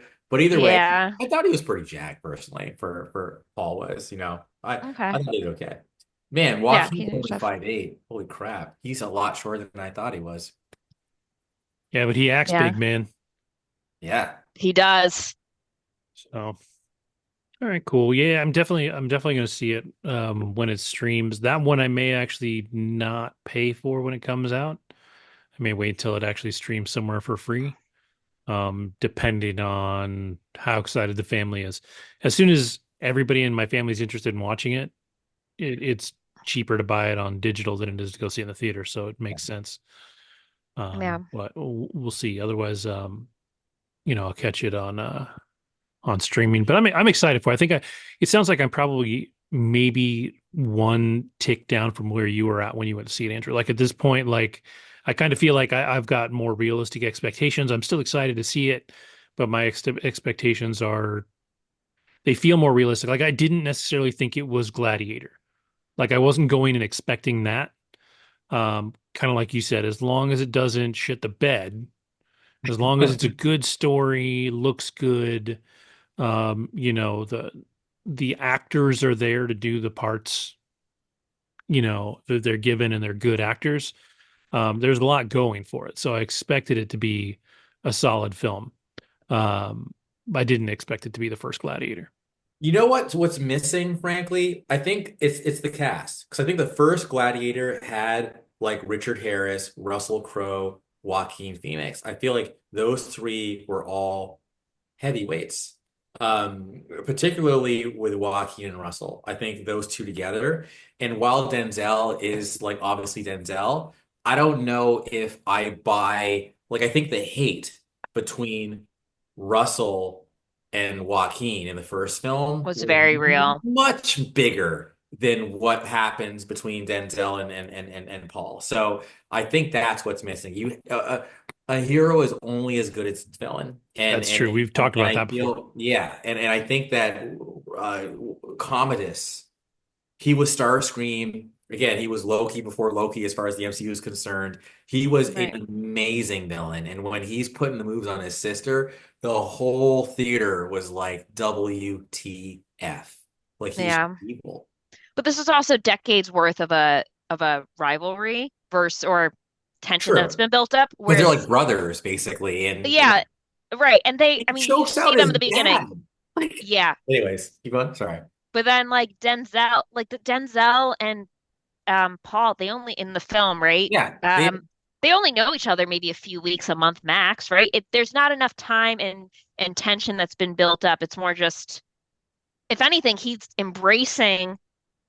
He's the one who sees talent in Paul Mescal's character, Lucius, who brings him to the forefront, has him as a star gladiator, and is really there on each other's sides, and he doesn't realize like Lucius is the one who's going to end up getting him I killed at think the end, whatever. I don't care. so that basically is where I think it suffers. I think that the story, while good, could have been better. I think it would have benefited from like again, I liked the character that Pedro Pascal played, but had it been a bit more complex, maybe that would have improved it. I just think you needed a Commodus, and I don't think you had a Commodus in this movie.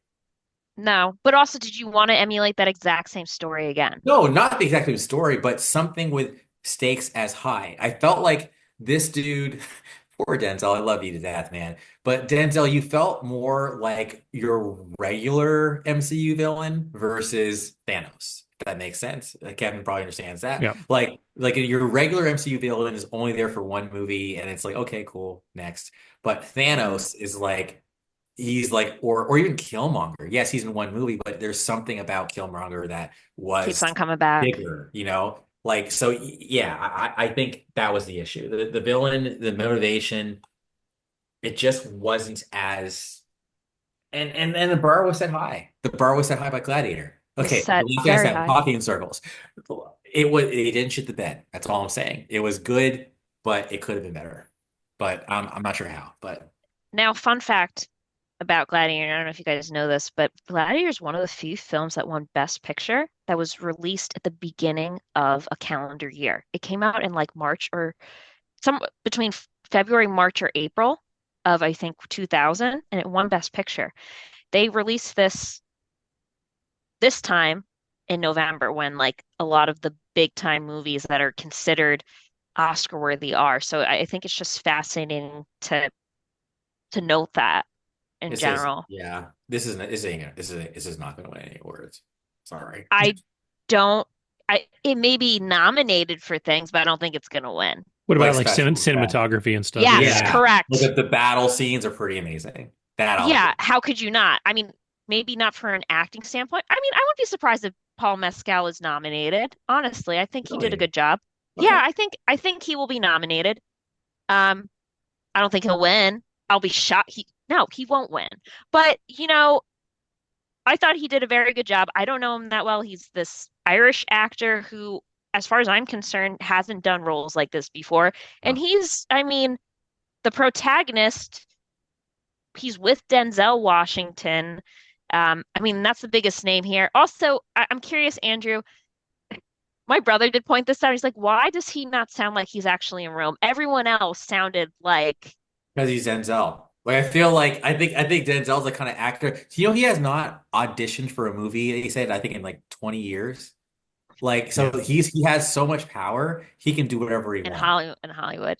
So that's what Yeah, I'm telling you. Like he could never be that beta character because number one, no one's going to come to him with that part, right? You want Okay. you want the Denzel you saw here. You want the Denzel from Training Day. You want like that charismatic, like eat up the room guy.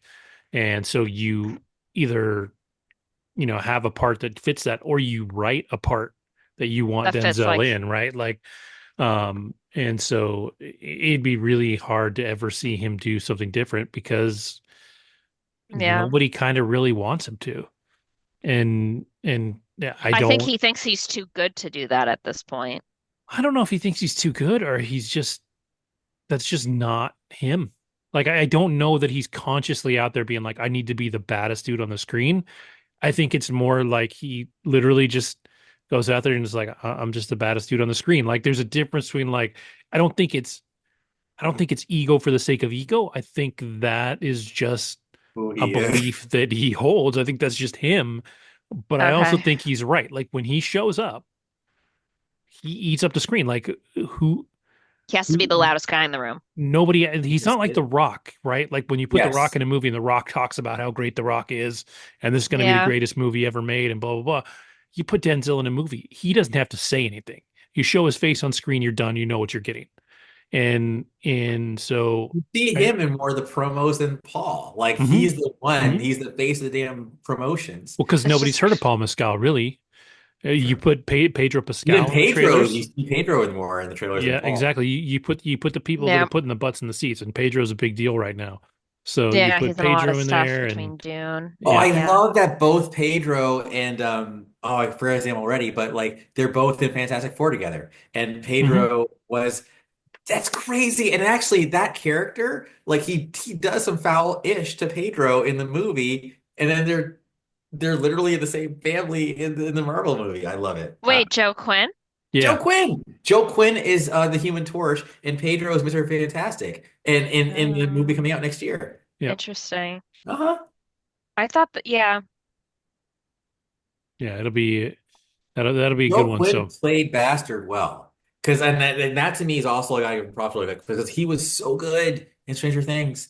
Like he was mhm. the lovable, like kind of rocker geek guy, He was and he was definitely the fan favorite yeah. when he was on screen for sure. Interesting. But in this Okay. movie, he's a bastard.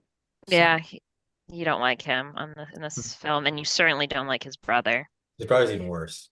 His brother's even worse, and then you see Denzel like pin them against each other, which ends, yeah, everything. And they're both just such idiots too, both brothers. They're just such idiots. And it's like, this is who's running Rome. You had Marcus Aurelius, and then he'd be rolling in his grave seeing these What two they did, morons. yeah. Yeah, just like this is who's leading the country. And it's like kind of funny even for like Connie Nielsen's character, Lucilla, to be like, okay, I'm sitting among like children. But Kevin, can you imagine? I mean, I think in corporate America, sometimes you'd be like, "This is who's running our company." Like, I feel like Right. a lot of that happens. Like, if you saw them behind closed doors, oh my God. It's laughable. So Yeah, yeah, it's interesting. And I forgot even like how they even got to that point.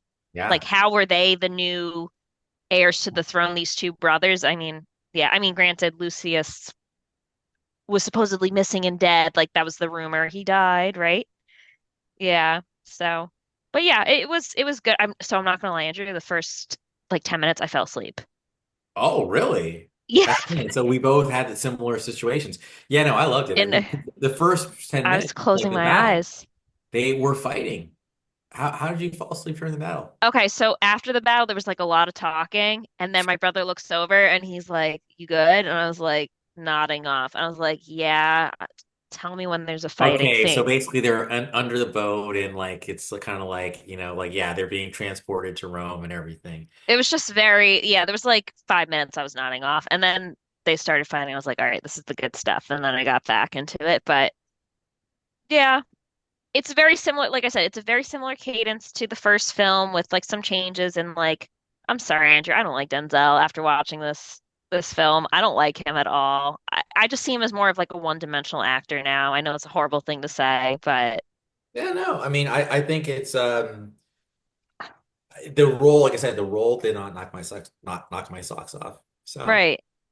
It is what it is. And like you said, the level of beef between him and Paul Mescal's character does not compare anything close to what Joaquin Phoenix and Russell Crowe had. You can't compare right. the two, but could have could this film have done been okay without being made? 100%. Did it hurt the first film? No, but like you said, it didn't break. 71% critics, 83% I saw audience. that. I saw Yeah. that. I want to see what Wicked is. It's probably like I already saw 89 and 96. yeah. Damn. 89 critics, which I think is quite high for a musical, For and sure. 96 for audience, that's very, very high, which is great. Which But again, also look who's going to see it, right? Like everyone that's going, for the most part, going to see Wicked, they're either being dragged by their significant other. You don't see like the bros going out, see Wicked tonight, man. Let's bring some beers. Like you don't see that. You're seeing families, you're seeing young girls. I mean, I went with a group of like 8 to 12 women. We were all in our late 20s, early mid 30s. We were perfect I gotta demographic for say, this. it was a nice tongue in cheek to also be inclusive. So, True. Tony Yang, definitely plays someone who probably like goes same sex.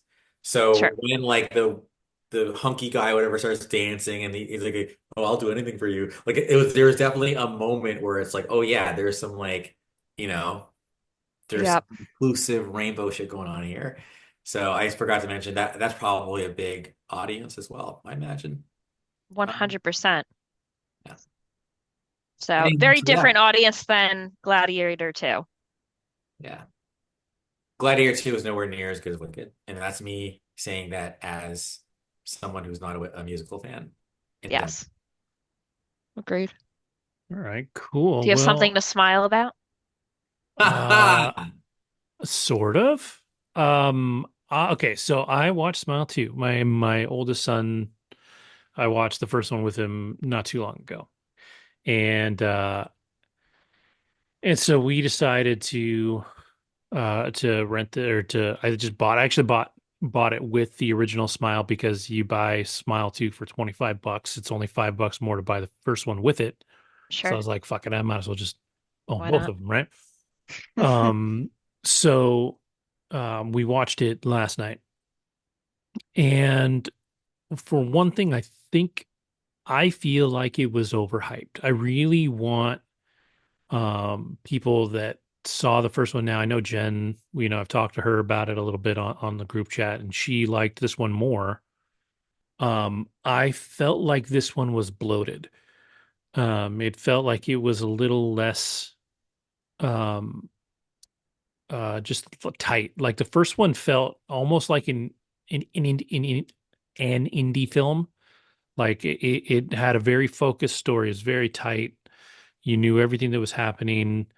You got to the end. This one opens up with the dude that is at the end that sees basically takes the smile demon on at the end of the first one, right? He watches her kill herself, so now it's in him. See, the first movie opens up with him. I, having seen him in the cast, thought he was going to play a bigger part in this movie somehow. He's in the opening scene. Um, he ultimately gets killed. And it has no bearing on the story at all.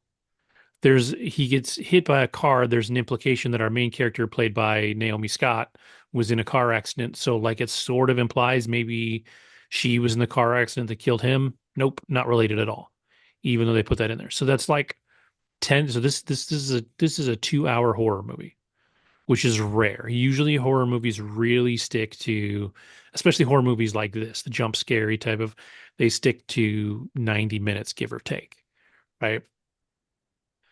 That was like 5 to 10 minutes of the movie just right there that had nothing to do with the rest of the movie other than to tie it to the first one, which the name already does, right? So you could either leave that guy out, like you don't need him, or you make him part of the story somehow. But he totally wasn't. So that was um kind of a wasted thing. Naomi Scott's character is a pop star. So there's a lot of scenes with her singing on stage that are full on numbers. Like she's doing the entire number from whatever concert she's supposed to be doing that don't need to be 3 and 4 minutes long. Like you could imply that she's singing and then move on. There's a choreography scene where they're working with the dancers, which sets up something later in the movie. But again, it's a little too long. Like all these scenes just felt like too much of just kind of blowing up the movie. I think if you watch the trailers, you know what's going to happen. Like if you just watch the trailers and you know the story from the first one, there's nothing in this movie that happens that you don't predict. There is one character that I think would have been really interesting if they didn't kind of um, pull him out of the movie too soon. I think if they do a third film, and they probably will because this one was really successful, and the way they set this one up to end, um, he'll probably show up in it, and he'll be really interesting, and it would make the third movie very different. Um, I don't like. Do either of you have any intention of seeing this? Actually, yeah, I do. I I think yeah, I liked the first Smile. I love the first one, and I feel like I'm in the minority. I'm one of the people, like I didn't dislike this one. I liked it quite a bit, but I think the first one is the better of the two. Um, but most people don't agree. Most people think the second one was better. Um, I think because it was bigger, because it was flashier, because it was, more exciting. It was funny. My son laughed his ass off. I did get hit. I did get one jump scare that like I literally jumped, and I knew that it pissed me off because I knew it was coming. I knew the jump scare, like exactly when it was coming, and then it It's took so like one goddamn. second longer. It got me, and I was like, "Fuck!" When your 15-year-old's laughing at you for getting jump scared, and you're like, "God damn it!" But but yeah, I mean, it definitely has its moments. I felt like all that bloated stuff slowed it down as far as the horror aspects of it.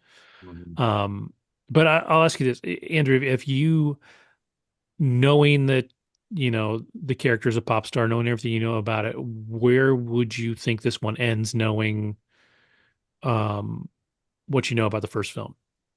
Well, I mean, yeah, that's tough. That's tough because I was gonna ask more about like, do you see the demon again, like in the first movie? Mhm. Awesome. You do. It looks a Um, little cornier to be honest. I think they used a little more CGI than they did in the first one because they probably had the budget now. It was practical in the first one and looked friggin' incredible. oh yeah, that good point. Yeah. I know for you it was like it kind of ruined it, but for me it was like I thought it looked great. I just thought it was once you see it, it's not as good. there's there's a little just a touch of cheesiness that comes to seeing the evil thing on screen than there is in imagining. And Sure. maybe it comes from me reading horror at like 11 and 12 years old, reading Stephen King since I was a kid. And so most of the horror has been in my head, taken from books and things like that. But yeah, once I see it on screen, it's usually less scary to me.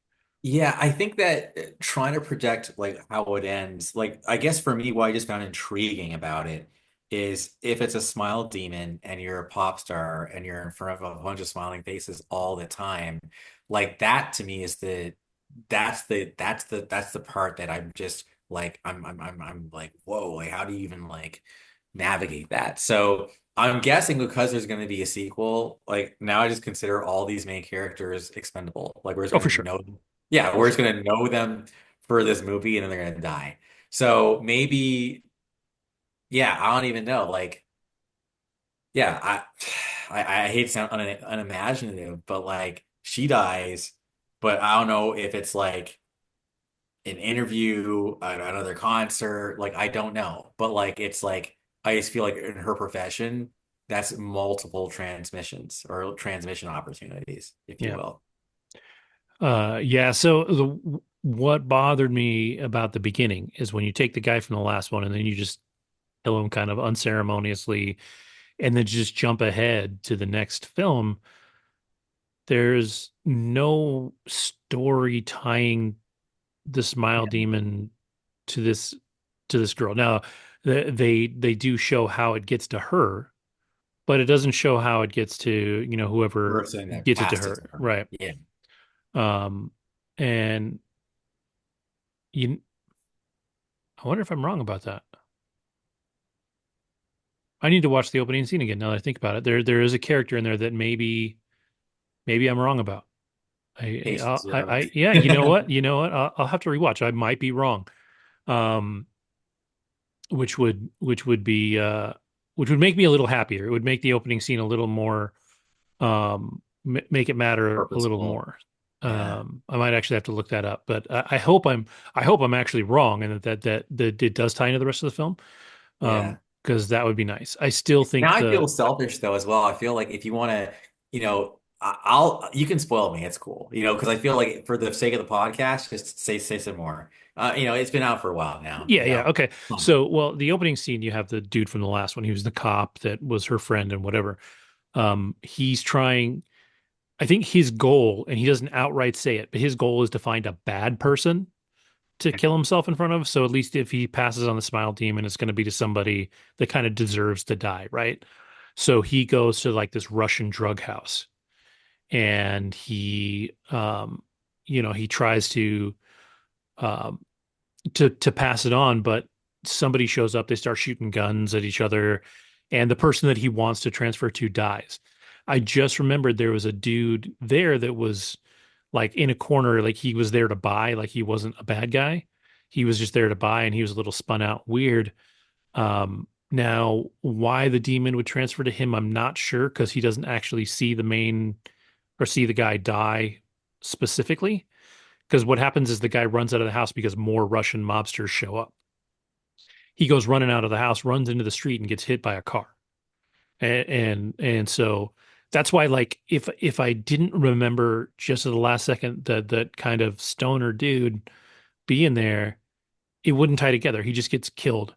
But our character, Naomi Scott's character, um, she had previously been in a car accident, which they reference, which made me think it was the same car accident, but it's not. But she had been in a coma for a long time. And so at the time, she had been an addict. She had had all kinds of problems. And so she's dealing with a bunch of pain and she's not getting enough meds. So she goes to her former drug dealer's house just to buy Vicodin. Like she's not trying to do too much. Like she's trying to keep everything in control, but she is trying to buy Vicodin. And he's all tweaky and spun out. But he might be the same tweaker that was in that first scene. That's what I totally didn't think about. So um if that's him, then that ties together better. Um, her slowly kind of unraveling definitely ties to people sort of seeing her as a former addict, right? Like they see her behavior start to get more and more erratic. So the people around her that care about her, uh, are worried about her as an addict, not as, um, somebody A that's victim. dealing with something evil. Yeah. Um, and so, she's going through all this stuff. Um, because she's a dancer, one of the best scenes, and I think Jen mentioned it in our group chat, but one of the best scenes in the whole thing is when she is stuck back at her apartment. She starts to hallucinate, right? Like just like in the first one, you start to see things that aren't there. Well, she sees in her apartment all of the dancers. And the way they come at her is very choreographed, kind of like her dance, but it's in really tight quarters. So they're kind of all over each other and coming at her in this like very mob formation. And it's actually a really cool scene. Like I said, that's kind of set up by the choreography scene earlier that's probably too long. Um, and then the character that I think will be back in the third film is this dude shows up and he's like he starts texting her early on in the film, but he's like, I know what you're going through. He's like, I know what's happening to you. And so she finally meets him, but she's already messed up. Like she's been through everything, like she's losing her mind a little bit now. But he's like, this happened to my brother. I didn't believe him at the time. I've seen it happen more than once. I believe it. He's like, I think I know how to beat the smile demon. And he says the idea is that if it wants you to kill yourself, we just have to kill you first. And she's like, go fuck yourself. I'm not, but he's like, no, if we kill you and bring you back, he's like, that's if you think of the smile demon like a parasite, you kill what it's feeding off of, and then, resuscitate her basically. She will have died, which is the smile demon's goal, Flatliners. but it doesn't pass on because there's no trauma because she comes back to life and then you've effectively beaten it. Now, later on in the film, near the end of the film, she calls him and she thinks she's calling him, but at this point, the smile demon has totally taken control. And so she thinks she's talking to him. He traps her in a refrigerator and she ends up facing off with the smile demon. Then we get the end of the movie, which I don't think I'll spoil. If you're going to watch it, I don't think I'll spoil it for you Okay. because I think, like for me, I from the trailers and from the things I watched, I knew what was going to happen. But if you haven't seen that, if you haven't got the hint and haven't picked it up, then I would say when it streams, watch it, get to the end, because if there's a third film, and there probably will be, it sets up an absolutely insane third film. Good. So that is there. And I do think there are a lot of things that made this a really quality horror movie. Like it really does work. A lot of people have talked about how great Naomi Scott is, and I 100% back that. She was amazing. Like she is a woman in decline. Like she is losing her mind. She is seeing things that nobody should be able to handle seeing. She has the history of addiction, so she's already got some issues and all that. Um, and she's just she's a bit of a mess. And so she plays that so well. And just like the terror and the rage and the anger and all the things she goes through, she plays spectacular. She is definitely the best part of this movie. Um, Definitely a different protagonist than we got in the first film. Like in the first one, she was very kind of meek and just, you know, getting barreled on. This woman has been successful. She's been a musician, a pop star, all this stuff, and she's been through the shit. Um, she's been through death. She's seen, this car accident that killed her boyfriend at the time, all this stuff. And so, um, she's she's a more interesting protagonist in that regard. She's just a little tougher, but at the same time, like this just isn't something that anybody's supposed to be able to deal with, right? Like this is gonna mess you up. So like if you liked the first one, I 100% recommend it. I just like I said, I think the first one is a little better because it's Cool. a tighter story. This one is a little bigger and just a little bloated. If they cut out just some of that bloat, I think it would have worked a little better. But all in all, I definitely recommend it. She's fantastic. Um, the overall story is fine. Like I said, it's predictable, but not necessarily in the worst way.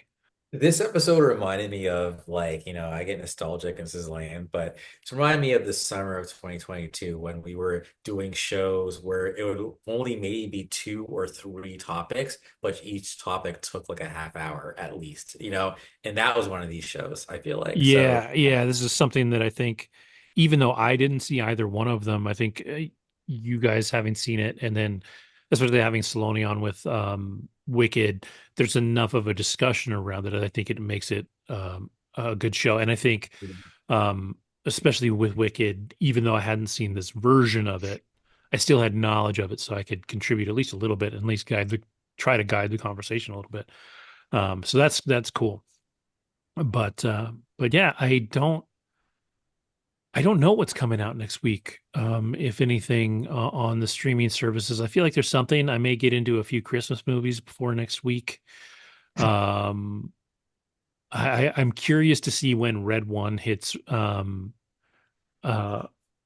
on demand. I probably won't buy it or rent it, so I'm probably looking for that one to stream. But that got destroyed in the theaters. Like it bombed hard, but multiple people have seen it and enjoyed it.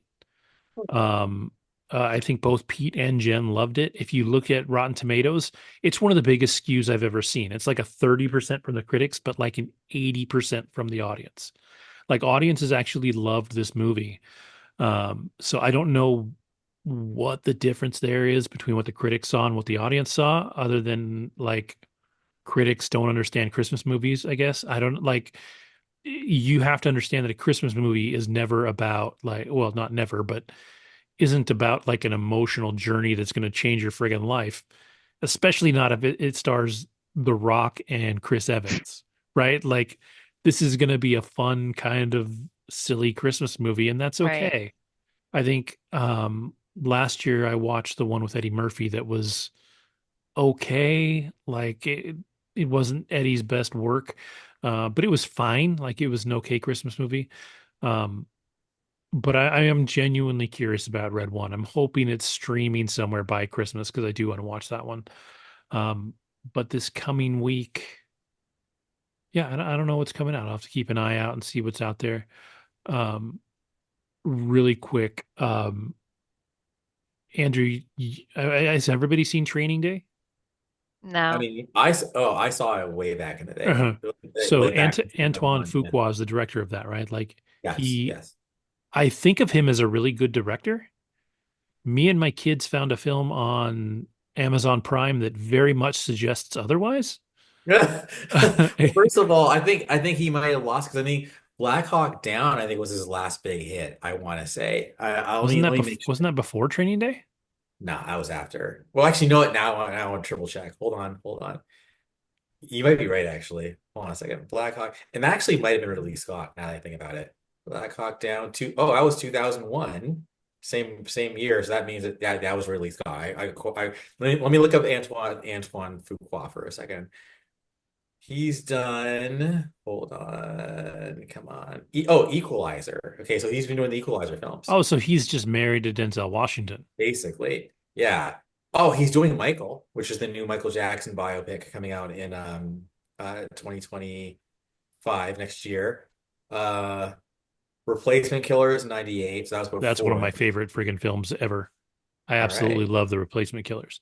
Tears of Um, the Sun. I think that's what I was thinking about. oh That's wow. with Okay. Yeah. So I Bruce mean, so Willis. he has done Southpaw, Shooter. he's done some great movies. He did the Magnificent Seven, it looks like also. Yes. Um, so I mean, he's done a bunch of good stuff.